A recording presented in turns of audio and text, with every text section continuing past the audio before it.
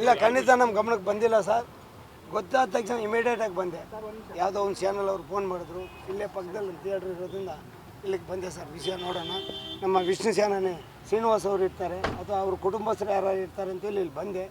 ಕಾನೂನು ಪರವಾಗಿ ಏನಾಗಿದೆ ಗೊತ್ತಿಲ್ಲ ಸರ್. ಇದ್ರ ಬಗ್ಗೆ ಯಾವುದೇ ನಾವು ಸ್ಟೇಟ್ಮೆಂಟ್ ಕೊಡೋಕ್ಕೆ ಇಷ್ಟ ಇಲ್ಲ.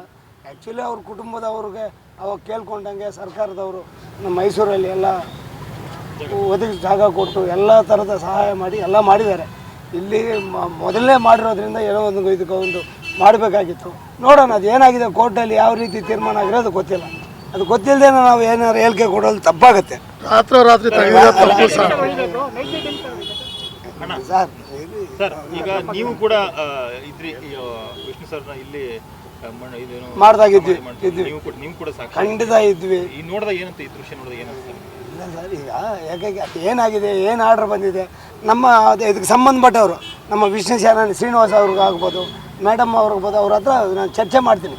ಮಾಡಿಬಿಟ್ಟು ತಮಗೆ ಇನ್ನೊಂದು ಹೇಳಿಕೆ ಕೊಡ್ತೀವಿ ಸರ್. ಕರಿತೀವಿ, ಇಮಿಡಿಯೇಟಾಗಿ ಹೋಗ್ತೀವಿ. ಆವತ್ತು ಇಲ್ಲಿ ಸಮಾಧಿ ಮಾಡಿದ ದಿನ ನೋಡಿದಾಗ, ಇವತ್ತಿಗೆ ಸಮಾಧಿ ಕಿತ್ತಿರೋ ದಿನ ನೋಡಿದಾಗ, ನಿಮ್ಗೆ ಚಿತ್ರರಂಗದಾಗಿ ವಿಷ್ಣು ಅವರ ಸಿನಿಮಾಗಳನ್ನ ಹಲವಾರು ವರ್ಷ ನಿಮ್ಮ ಥಿಯೇಟರ್ ರನ್ ಆಗಿದೆ. ಹಾಗಾಗಿ ನಿಮ್ಗೆ ನೋಡಿದಾಗ ಏನು ಅನ್ನಿಸ್ತು ಅಂತ ಸರ್? ಅದು ಎಲ್ಲರೂ ಮನಸ್ಸಲ್ಲಿ ನೋವು ಬರುತ್ತೆ.